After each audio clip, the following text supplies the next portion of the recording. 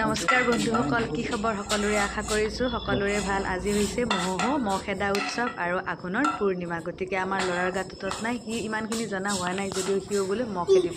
গতিকে তাকো লগত লৈ গ'লোঁ মহ খেদিবলৈ। এয়া সি ৰেডি হৈছে, ক'ত যাবা তুমি? যাব মোৰ লগত কিবা কিবি কৰি আছে। গতিকে আজি ক'ত যাবা? মহ খেদিবা? মহ খেদাটো কি উৎসৱ এইটো? মহ খেদা উৎসৱ? ভাল পালে লাইক কৰিব, ছাবস্ক্ৰাইব কৰিব আৰু মহ খেদা কেনেকৈ ক'বা কোৱাচোন? কেনেকৈ ক'বানো?